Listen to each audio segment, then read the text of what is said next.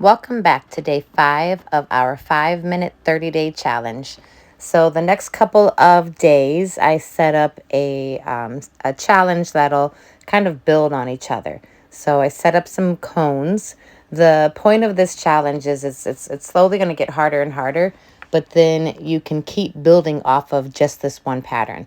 So I suggest going through it a couple of times, concentrating on the pattern itself and getting the bend and like the perfection and softness of it all. Then from there, you can go to one hand and concentrate on going off of your legs and then your head, shoulder, belly button. And then after the horse kind of learns the pattern and learns your body language and cues, then you can drop your reins. I still suggest keeping on a bridle, but you can drop your reins and try to ride it bridleless. So I'm not really helping her with any collection right now. Right now, I'm just kind of running through the pattern so she has an idea of what she's supposed to do.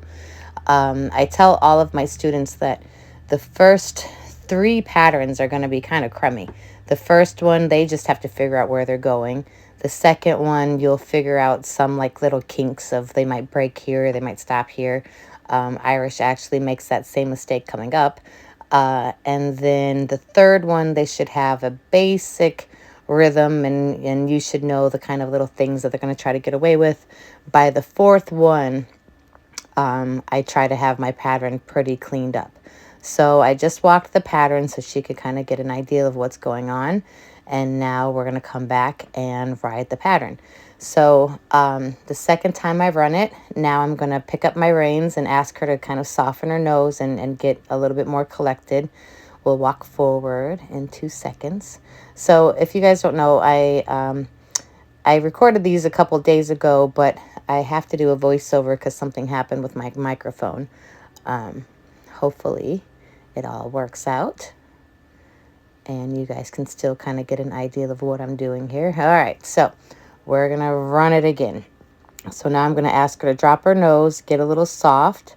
We're going to go off. You can do this at the trot, canter, whatever. So we're going to go through. I'm going to aim for the middle of the cones, and I want to aim for about the same width away from the cones. So as I come through, I'm going to ask her to change my bend.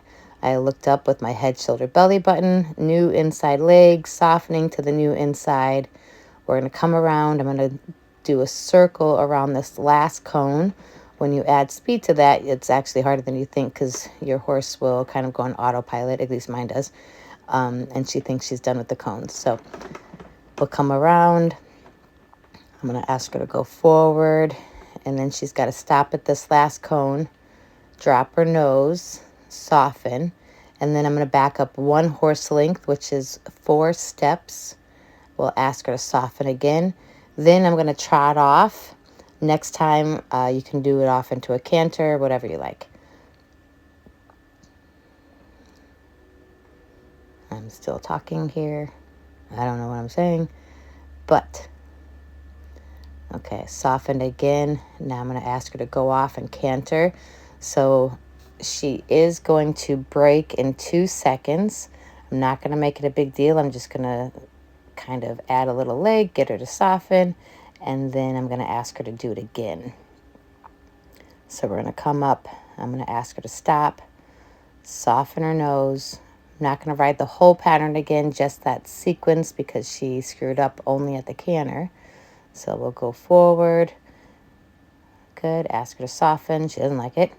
Good. A little bit of inside leg. We're going to ask her to canter. So I know she's probably going to try to stop there again. So I'm going to add leg through that corner. And we made it through.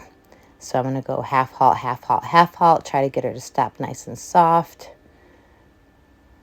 And we are finished with today's pattern. So I hope you guys like it. And I hope it helps. And join me tomorrow. We'll make that pattern just a little bit harder.